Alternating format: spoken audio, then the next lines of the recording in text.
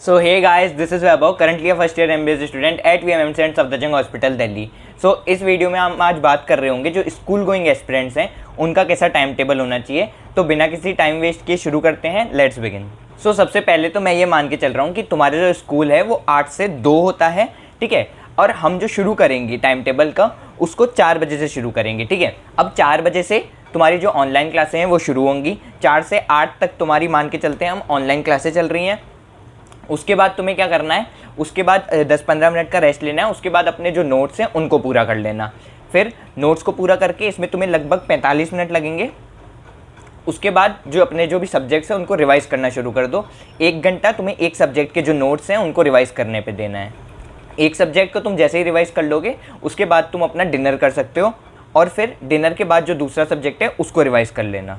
अब 2 घंटे तुम्हें जो ये सब्जेक्ट्स हैं उनको रिवाइज़ करने में लग जाएंगे। उसके बाद जो तुमने डिनर किया उसमें तुम्हारे 10-15 मिनट चले जाएंगे। तो टोटल यहाँ पे अभी तुम्हारे 11:15 के आसपास हो रहे होंगे। अब तुम इसमें जो भी 45 मिनट हैं जो बाकी के, उसमें क्या कर सकते हो कि जो तुम्हारा स्कूल का वर्क हो वो कर सकते हो, या कोई अगले दिन टेस्ट हो स्कूल में वो पूरा कर सकते हो। और वैसे भी तुम्हें इस टाइम पे नींद आ रही होगी तो तुम्हारी एफिशिएंसी कम होगी, तो तुम ये थोड़े से कम जो ज़रूरी काम है उनको कर सकते हो।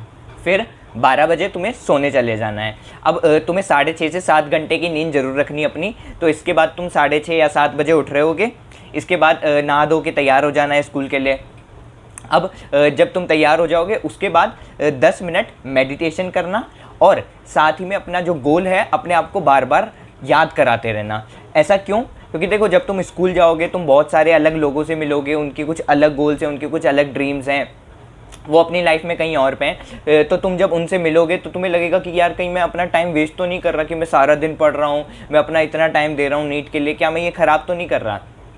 जब तुम्हें अपना गोल पता होगा तो तुम इन चीज़ों को आसानी से सहन कर पाओगे और अपना जो गोल है उस पर तुम अच्छे से बढ़ पाओगे। तुम्हें किससे बाकी लोगों से ज़्यादा फ़र्क नहीं पड़ेगा। फिर इसके बाद जो भी तुम्हें टाइम मिले स्कूल जाने से पहले उसमें तुम क्या कर सकते हो, अपने जो डीपीपी वगैरह हैं उनको सॉल्व कर सकते हो। और एक चीज़ तुम ये करना है कि तुम्हें जो भी डीपीपी मिल रही है उसको एक दिन पहले तुम रात को प्रिंट करवा लो या सुबह प्रिंट करवा लो। फिर अपने जो स्कूल में उनको साथ में लेके जाओ। 2 सब्जेक्ट की तुम्हारी जो डीपीपी होंगी। अब तुम्हें अपना टारगेट ये रखना है कि तुम्हें जो स्कूल के बीच में जो फ्री टाइम मिलता है, या जो एक टीचर गया दूसरा टीचर आएगा उसके बीच में जो टाइम मिलता है, उस टाइम को तुम्हें किस में यूज़ करना है, उस टाइम को ये डीपीपी वगैरह सॉल्व करने में यूज़ करना है, ठीक है। इससे क्या होगा, तुम्हारा जो यहाँ पे जो टाइम वेस्ट होगा वो टाइम तुम्हारा बच जाएगा, उसको तुम इफेक्टिवली यूज़ कर लोगे।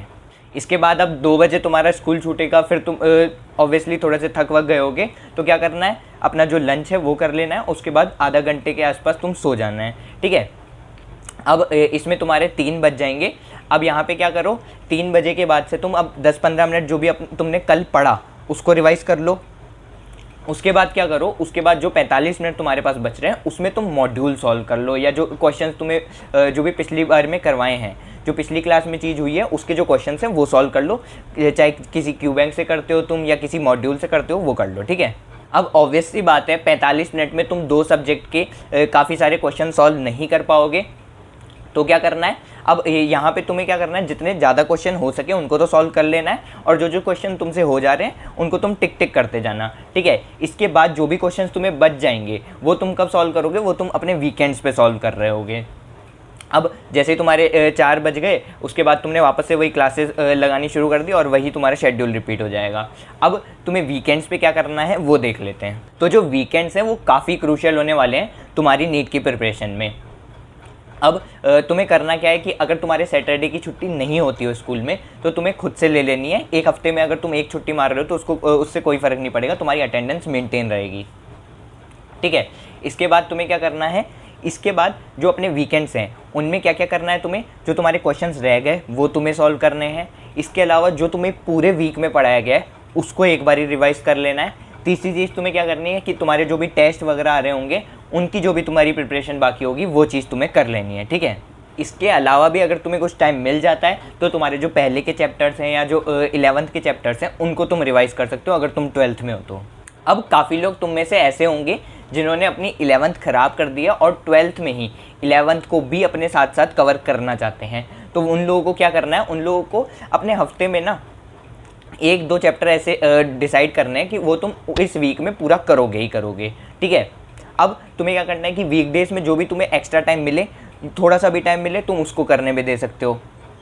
और फिर जो बाकी का बच जाएगा इसके बाद भी, उसको क्या करना है, उसको तुम्हें फिर वीकेंड्स पे करना है। मानता हूँ तुम्हारे जो वीकेंड्स हैं वो थोड़े से हेक्टिक हो जाएंगे, बट वो बहुत ज़रूरी होंगे तुम्हारे वीकेंड्स, अगर तुम्हें अपनी जो 11th है उसको साथ साथ करते रहना है और लास्ट में पूरे लोड के नीचे नहीं दबना है। तो इसके अलावा तुम क्या कर सकते हो कि अगर तुम्हारे 11th के बैकलॉग्स हैं तो तुम्हारी जो क्लासेस होती हैं उनको तुम रिकॉर्डेड ले सकते हो, बट एक शेड्यूल टाइम पे लेना, अपनी तरफ से कोई भी एक टाइम डिसाइड कर लेना और उस पर तुम फिर क्या कर सकते हो, रिकॉर्डेड लेके 1.5x या 2x पे देख सकते हो। बट तभी देखना, उतनी ही स्पीड पे देखना जितनी स्पीड पे तुम्हें समझ आ रहा हो, बस नाम के लिए नहीं देखना है कि बस मैंने इसका लेक्चर लगा लिया है, ये पढ़ लिया है, ठीक है। एक चीज़ तुम साथ के साथ ये भी कर सकते हो कि तुमने जो भी एक टॉपिक चैप्टर डिसाइड किया है इस वीक में कंप्लीट करने का, उसका कोई एक टॉपिक ले लो और उसको कोशिश करो तुम स्कूल में ही ख़त्म करके आ जाओ।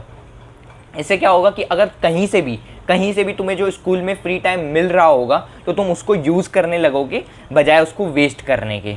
और पहले जो प्रायोरिटी रखना वो वही रखना कि तुम्हारी जो DPPs हैं वो तुम्हारी सॉल्व हो जानी चाहिए, उसके बाद कोई भी टाइम तुम्हें मिल रहा है तो तुम्हें वो टॉपिक कंप्लीट कर लेना है, ठीक है। सो एक बारी समराइज कर लेते हैं पूरे टाइम टेबल को।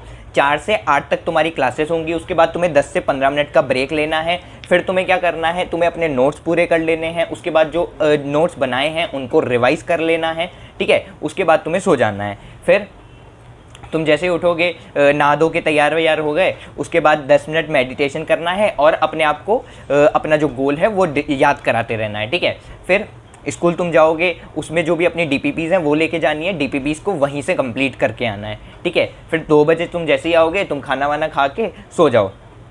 फिर उठ के तुम 10-15 मिनट पहले जो पिछले दिन पढ़ा था उसको रिवाइज़ करो, उसके बाद जो भी तुम्हारे मॉड्यूल्स हैं या जो क्यू बैंक तुम सॉल्व करते हो उसको सॉल्व करो, ठीक है। फिर 4 बजे से तुम ऐसे ही वापस से ये साइकिल शुरू कर दोगे। इसके बाद जो वीकेंड्स हैं, वीकेंड्स पे जो तुम्हारे यहाँ पे क्वेश्चन बच गए उनको सॉल्व कर लो, जो तुम्हारे पूरे वीक में तुम्हें कराया गया है वो कर लो, और इसके अलावा जो भी तुम्हारा टेस्ट आने वाला हो उसको कर लो। और अगर तुम 12th में हो और अपनी 11th ख़राब कर चुके हो, अब तुम 11th को सुधारना चाह रहे हो अपनी, तो भी जो वीकेंड्स हैं उनको तुम्हें अच्छे से यूटिलाइज़ करना है। साथ में वीकडेज में तुम छोटे छोटे टॉपिक्स ले सकते हो जिनको तुम कंप्लीट करके जाओगे, ठीक है। सो यही था आज का वीडियो। आई होप तुम्हें इससे कोई सही डायरेक्शन मिलेगी, ठीक है। जिस टॉपिक पे तुम अगली वीडियो चाहते हो उसको तुम कमेंट्स में बता सकते हो। Thanks for watching.